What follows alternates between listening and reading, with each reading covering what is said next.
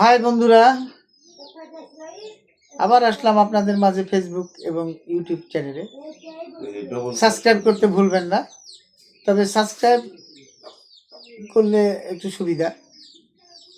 আজকের বিষয় হচ্ছে, সমসাময়িক বিষয় হচ্ছে 39।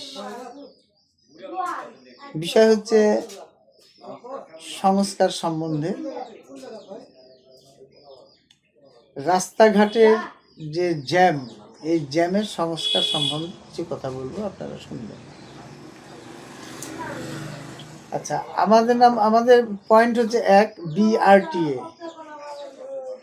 বিআরটিএ কি আর কি লাইসেন্স দেয়, সিটি কর্পোরেশন লাইসেন্স দেয় রিক্সা, আর বিআরটিএ লাইসেন্স দেয় মোটর যানবাহন।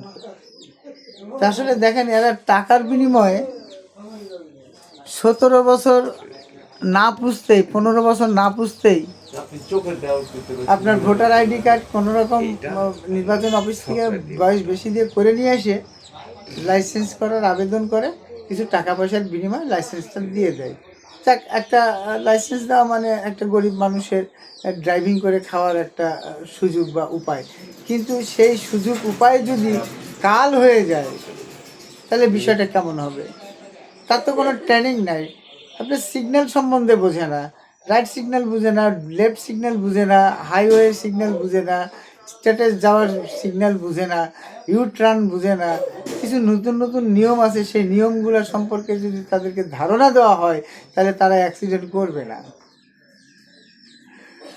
এর আগে বলেছিলাম যে আসলে শহরে যে আপনার পরিকল্পনাবিদ আছে, যে পরিকল্পনাবিদগুলো আছে, এই রাস্তাঘাট মেরামত করার বা রাস্তাঘাটের অ্যাক্সিডেন্টের ব্যাপারে যারা গবেষণা করে, তারা কিভাবে গবেষণা করেন?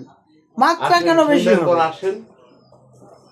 মাত্রা বেশি হয়ে যাচ্ছে, অ্যাক্সিডেন্টের মাত্রা বেশি হয়ে যাচ্ছে। আর অ্যাক্সিডেন্ট হলে ভয়াবহ অ্যাক্সিডেন্ট হচ্ছে, এক ভয়াবহ অ্যাক্সিডেন্ট হচ্ছে, মানে একবারে ঘাতক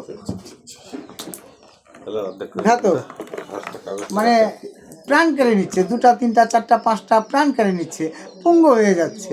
তো এগুলো মাত্রা কমাতে হবে। তো এখন এটা কমালে একটু ভালো না?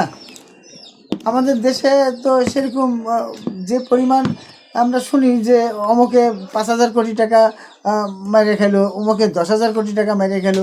এই 10,000 5,000 কোটি টাকা দিয়ে যদি দেশকে উন্নয়ন করা হয়, তাহলে কি সেই উন্নয়ন টিকবে না?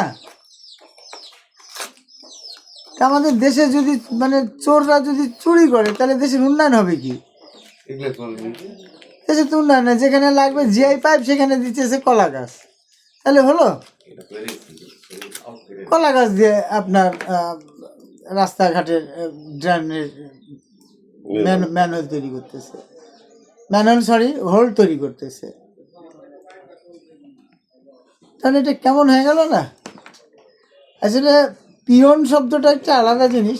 পিয়ন যদি না থাকে, তাহলে সেই রাস্তার কোনো মূল্য থাকে না। তো ঠিক আছে, সংস্কার সম্বন্ধে আজকে পর্যন্ত। আল্লাহ হাফেজ, পরের দিন আবার দেখা হবে।